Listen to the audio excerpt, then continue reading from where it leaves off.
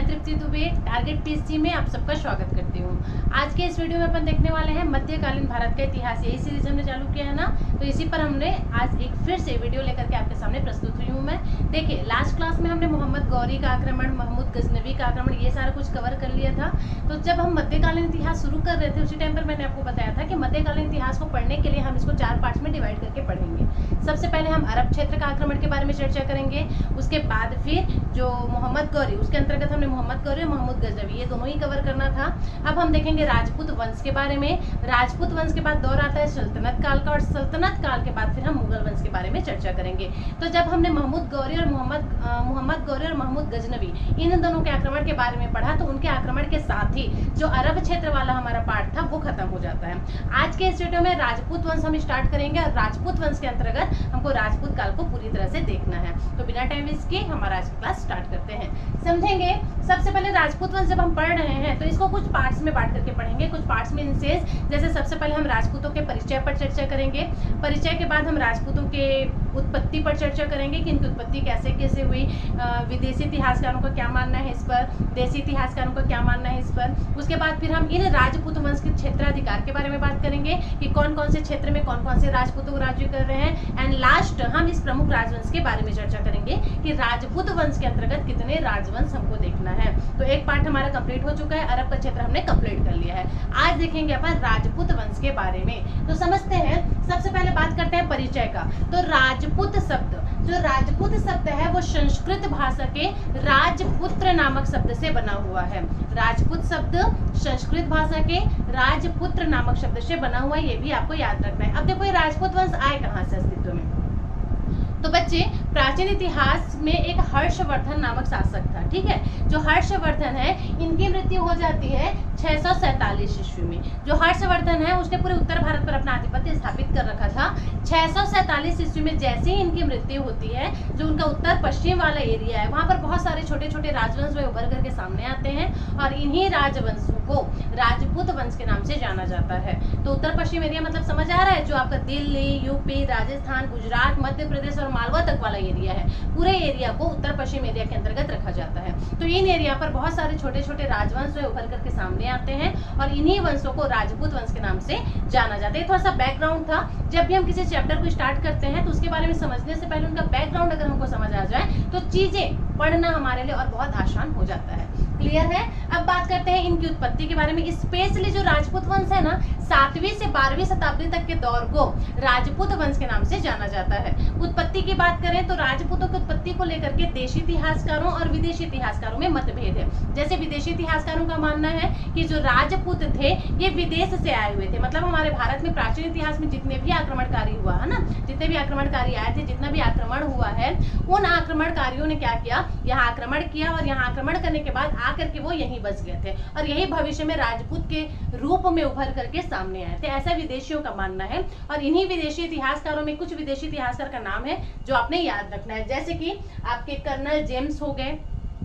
Colonel James ने क्या कहा, कर्नल जेम्स ने कहा ये जो राजपूत है ये सिथियन जनजाति है, मतलब भूतकाल में सिथियन जनजाति के द्वारा भी भारत में आगमन हुआ था, और यही जो सिथियन जनजाति है ये अभी राजपूत वंश के रूप में उभर करके सामने आई है। ये किसने कहा, तो ये कहा था कर्नल जेम्स ने। बच्चे, ये क्वेश्चन में आ जाएगा कि यह कथन किसका है, ऐसा करके भी आपसे क्वेश्चन पूछ लिया जाता है, तो इसका इसको भी आपने याद रखना है। तो कर्नल जेम्स ने क्या कहा कि ये सिथियन जनजाति का है। इसी क्रम में याद रखेंगे स्मिथ और कनिंघम का नाम, ये भी विदेशी इतिहासकार है। तो स्मिथ और कनिंघम ने कहा जो पास्ट में कुषाण और शक आक्रमणकारी हमारे भारत में आए थे, जिन्होंने भारत पर आक्रमण किया था, यही बाद में राजपूतों के रूप में उभर करके सामने आए हैं। तो ये भी आपने याद रखना है। तो ये हो गया आपका विदेशी मत। इसी क्रम में देसी मत में आपको भी कुछ इतिहासकारों का नाम याद रखना है, जैसे कि हमारे कुछ भारतीय इतिहासकार भी हैं जो राजपूतों की उत्पत्ति को लेकर के कुछ बातें कहे हैं। देखते हैं उनमें किसका किसका नाम है। जैसे सबसे पहले गौरी शंकर हीराचंद ओझा।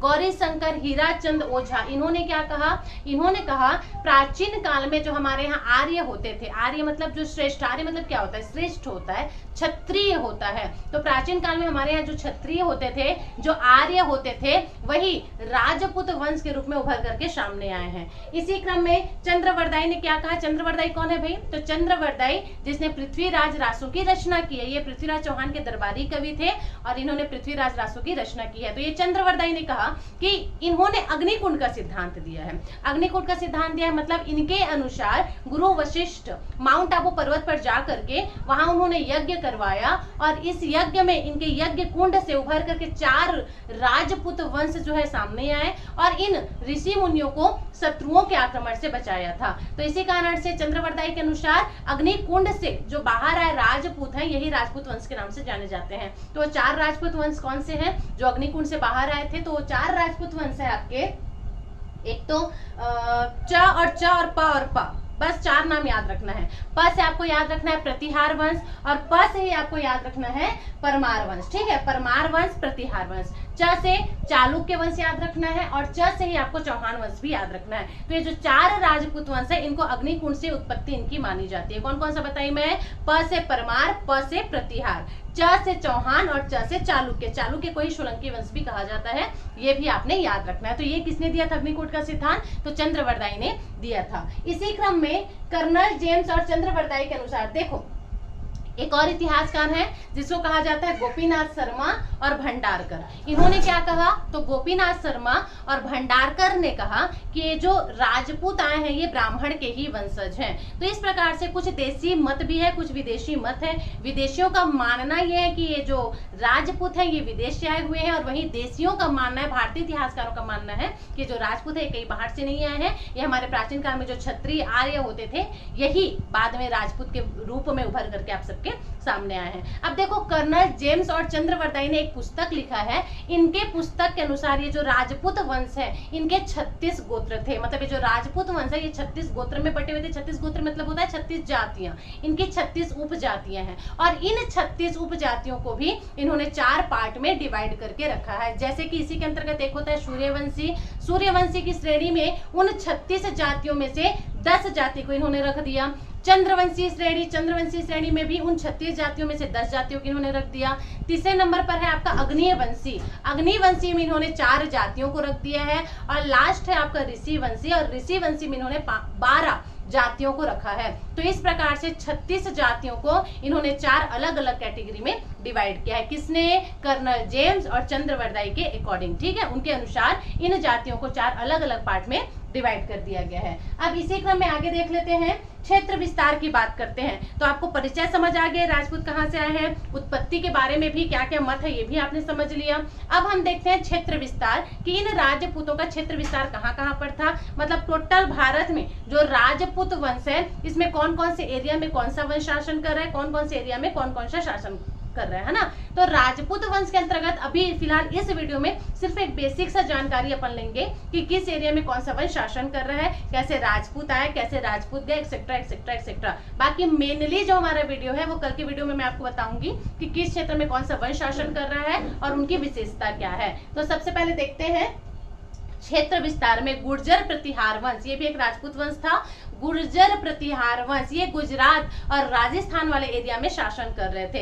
एक्चुअल में प्रतिहार और गुर्जर प्रतिहार ये दोनों एक ही वंश है, इसको लेकर के आपको कंफ्यूज नहीं होना है क्योंकि गुजरात क्षेत्र में शासन कर रहे थे, इसी कारण से इनको गुर्जर नाम दे दिया गया था। तो गुर्जर प्रतिहार किस एरिया में शासन कर रहे हैं? तो ये आपके गुजरात और राजस्थान वाले एरिया में शासन कर रहे हैं। इसी क्रम में चौहान वंश, चौहान मतलब जैसे चौहान का नाम याद आया आपको पृथ्वीराज चौहान का नाम याद रखना है। और पृथ्वीराज चौहान कहाँ से शासन कर रहे थे? ये अजमेर और दिल्ली से शासन कर रहे थे। एक्चुअल में अजमेर ही इनका शासन क्षेत्र था, लेकिन जो दिल्ली है ये इनका मामा गांव था। ठीक है, इनके जो माता है वो अपने पिता की इकलौती संतान थी, इस वजह से इनके मामा घर की भी पूरी संपत्ति साम्राज्य जो है पृथ्वीराज चौहान को मिल गया। इस वजह से दिल्ली और अजमेर दोनों ही जगह पर चौहान वंश जो है शासन कर रहे थे।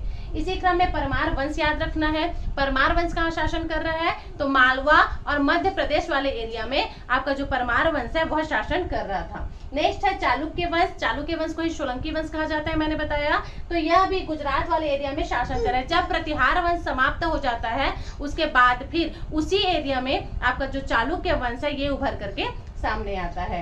चंदेल वंश बुंदेलखंड वाले क्षेत्र में इनका शासन था। और इसी में याद रखेंगे सिसोदिया वंश कहाँ शासन कर रहे थे, तो मेवाड़ और राजस्थान वाले एरिया में सिसोदिया वंश शासन कर रहा था। नेक्स्ट है आपका गढ़वाल वंश यह कन्नौज क्षेत्र में पड़ता है। कन्नौज क्षेत्र में गढ़वाल वंश शासन कर रहे थे, इसके बारे में आपको पता होगा। कन्नौज क्षेत्र में गढ़वाल वंश के अंतर्गत जयचंद शासन कर रहे थे। और ये जो जयचंद है इनकी एक पुत्री थी जिनका नाम था संयोगिता, और इन्हीं संयोगिता से चंद्रगुप्त मौर्य ने विवाह किया था।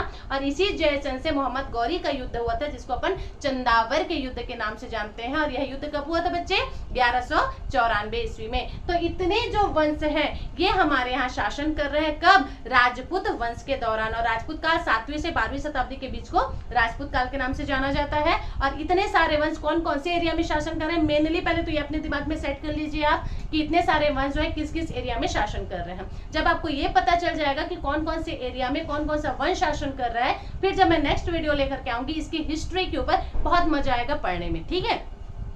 तो फिलहाल के लिए आपको ये समझ आ गया। अब अपन देखते हैं, देखो 1192 में गौरी ने जब पृथ्वीराज को पराजित किया तो उसके बाद भारत में राजपूत का सत्ता समाप्त होने लग गया था। जब हम राजपूत वंश के नेक्स्ट वीडियो में देखेंगे तब आपको समझ आएगा कि मोहम्मद गौरी ने पहले पृथ्वीराज चौहान को पराजित किया, फिर चंदावर के युद्ध में जयचंद को भी पराजित किया। मतलब लगभग पृथ्वीराज चौहान को जैसे ही मोहम्मद गौरी ने पराजित किया उसके बाद भारत से राजपूत सत्ता पूरी तरह से समाप्त होने लगी और सल्तनत काल की स्थापना होने लगी। सल्तनत काल की स्थापना होने लगी मतलब जो विदेशी आक्रमणकारी थे ये आकर भारत में अपना आधिपत्य स्थापित कर लेते हैं और इस्लाम धर्म पूरी तरह से हमारे भारत में फैल जाता है। और इसी काल को सल्तनत काल के नाम से जाना जाता है, ठीक है। नेक्स्ट है 1206 में भारत में सल्तनत काल की स्थापना होती है और विदेशी आक्रमणकारी का इतिहास जो यहाँ से प्रारंभ हो जाता है, क्योंकि 1206 में जो मोहम्मद गौरी है ये आया, फिर क्या हुआ, कैसे हुआ, ये सारा कुछ भी हमको देखना है। 1206 में सल्तनत काल की स्थापना यहाँ हो जाती है। कब होती है, जब कुतुबुद्दीन ऐबक ने इस वंश की स्थापना करी थी। तो इस प्रकार से हमको बहुत सारी चीजें इसमें क्लियर करते हुए चलना है। फिलहाल इस वीडियो में आपको ये देखना है कि कौन कौन सा जो वंश है वो राजपूत वंश के अंतर्गत आता है। कल के वीडियो में राजपूत वंश में जो जो शासक हुए थे, जो जो राजवंश हुए थे उसके बारे में अपन डीपली पढ़ लेंगे। राजपूत वंश जैसे समाप्त होगा हमारा दौर आ जाएगा सल्तनत काल का, मतलब जो विदेशी आक्रमणकारी हैं वो भारत में जो प्रवेश किए वो अपना आधिपत्य स्थापित कर देते हैं और सल्तनत काल के साथ साथ भारत में हमारा इस्लाम धर्म का भी उदय हो जाता है। सल्तनत काल के बाद फिर दौर आएगा हमारा मुगल वंश वाला और मुगल वंश के अंतर्गत ही हम बाबर, हुमायूं, अकबर इन सब के बारे में उसमें चर्चा करेंगे। तो आज के लिए फिलहाल इतना ही। मेरा वीडियो देखने के लिए थैंक यू सो मच। आपको बस ये करना है कि वीडियो अगर समझ आ रहे हैं तो लाइक करना है, ज्यादा से ज्यादा शेयर करना है ताकि जल्दी से जल्दी आप लोग के सामने मैं लाइव आ सकूं। तब तक के लिए थैंक यू। अगर वीडियो से रिलेटेड कोई भी डाउट होता है, चाहे कोई भी सजेशन होता है, आप चैट बॉक्स में मैसेज करके मेरे को बता सकते हैं। तब तक के लिए thank you so much for watching this video. Thank you again, thank you.